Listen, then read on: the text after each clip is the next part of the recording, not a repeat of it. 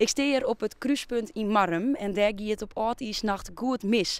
Het lijkt hier achter mij nog helemaal zwart van de brand. En dat is het punt waarop het misgie. De politie moest ingrijpen omdat de brand te grut was.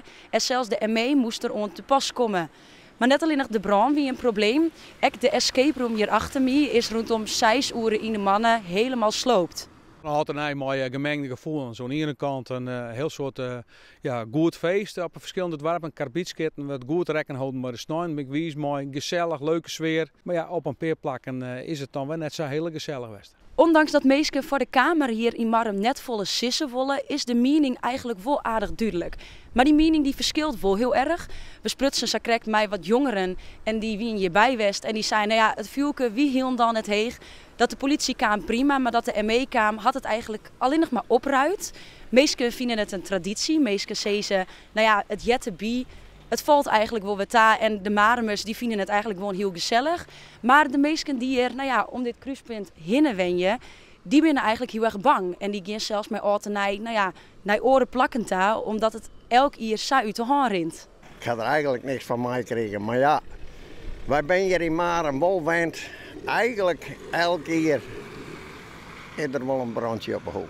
Ik heb wel gezien dat er rond 12 of net na 12 een enorme brand was daar op het kruispunt. Maar ondanks het feit dat we op loopafstand wonen, hebben we er weinig van meegekregen. Weet je wat het is? De mensen, het is uiteindelijk altijd een verzamelplek van de Maremers eigenlijk. Daar komen ze bij elkaar. En daar wensen ze elkaar het naar hier aan. En ja, dat is altijd zo geweest. Maar net alleen nog in Marm roen het uit de haan. De nacht voor oud en nij ging het ook mis in Verwet. En moest de ME te plak komen. Dat vinden we heel triest, dat het dorp dit meemaakt en dat je op deze manier in beeld komt. Meestal ben je bot teleurgesteld over dat het op deze manier gebeurt. Aan de ene kant zie je dus dat er blijkbaar een foute traditie is om de nachts voor oud alvast wat uit te halen. Dat is in Verwet gebeurd.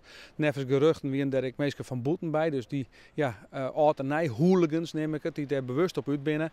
Daar heeft de politie zien optreden, toen is het opgelost. Wij hebben zelf op dorpsniveau en als dorpsbelang hebben wij het idee van dat het er zo komt. Dat je hier net eigenlijk net op kleerwijze kon. Ze zien het als traditie, dus je kunt het verwachten. Ja, het is volle heftiger geworden. Maar ja, als het drank is in de man, is de wijsheid in de kan.